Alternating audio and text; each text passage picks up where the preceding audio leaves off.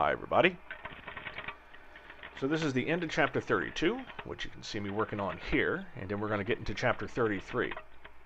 Since most of it is 33, we'll just name this video 33, but that's just semantics. So I'm finishing up the right side, putting in the protective skins in the cargo bay area. All pop rivet. Somehow, so I've got a beautiful DeWalt pop rivet gun. You've been seeing it forever. Somehow I've broken this damn thing. Something on the inside. Somehow the teeth are, some of them are bent, so it's not working too well. Whenever I'm done pulling a rivet, I mean, you can see me having to like go over and over and over again just trying to get some initial grip. Once the initial grip is done, it starts to pull-ish. But it's screwed up. And then when you pull the mandrel out, the mandrels are bent. So something on the inside of that mechanism is screwed. I don't know if DeWalt has a lifetime guarantee. It's not Craftsman. So I'm going to see about that. I actually got it to work a little bit better. Part of the mechanism was just kind of loose. But still, like, the mandrels are barely coming out, and there's a significant bend to them when they're in. So I found that ironic.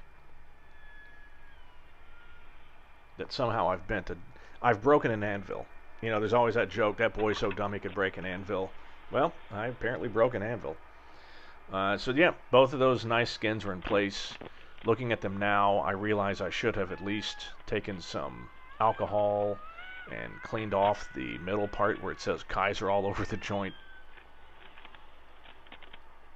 Which is totally stupid. So between chapter 32, the last thing it says in chapter 32, it says, if you're so inclined if you're going to prime or paint the interior of your fuselage, now would be a good time to do it, right?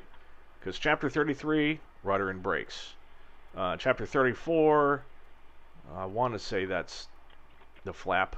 Chapter 35 is elevator mechanism, right? So basically we're getting into the big systems. And so now is the time when you need to paint. Well, I'm not. We'll talk about that later. I'm going to do something. I'm just not sure how. So we'll talk about that.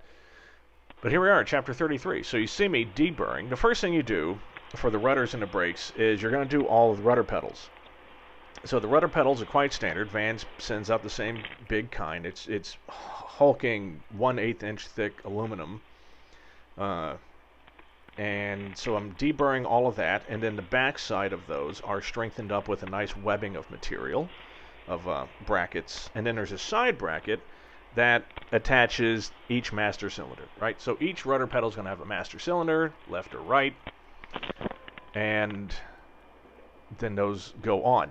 One of the things that I've been researching is, what do you paint it? Right? Because they're just raw aluminum. Some people polish them to a mirror finish, which actually looks pretty good. Some people powder coat, some people just rattle can, or they prime and spray. After much diligence, I've decided to use spray-on truck bed liner. Right? So whenever your foot's on them, it's going to have a nice tacky surface to it. I mean, not tacky, but just like grippy. To give you an example of what I'm talking about, because I've already put one together ahead, I'm ahead of this video. Here's a picture of it here. Right, that's the top, that's the main surface, and here's the bottom side of it where you can actually see the brackets. So I've done the main pedal in that black truck spray bed liner, and then I've done the supporting pieces all with white enamel paint, hardened enamel paint. Now, of course, some of that stuff will rub off, but this is a pretty easy system, and anytime I need to, I can just take one of those pedals off and reapply. I've already had to drill out a few rivets, because that's who I am, so taking these things apart really isn't that difficult. It's just a lot of deburring, as you can see. Got the file going at 100 miles an hour. When I'm done with those, we're going to actually work on the braking system. So real quick, I'm not using the standard Vans braking system. It comes with vinyl lines and master cylinders and all that. I'm going with Behringer, right? A lot of people use this system. It's a very popular drop-in system. It uses, its own wheels and brakes. You have to use both. You can't just do the wheels and not the brake system. They want you to use both. The advantages are lower weight, right? You save between 6 and 9 pounds, which is awesome. They have sealed bearings in all the wheels, which is good. No more having to repack bearings every time you change a tire. And you also, let's see, yeah, sealed bearing. Oh, and tubeless tires, no more tubes, which is sweet. In the next video, you'll be getting your first peek at some of the parts. They're gorgeous. They're all red allodyne aluminum. It's gorgeous stuff. So thank you for joining me. And in the next video, more rudders and parts. Cool parts. So see you soon.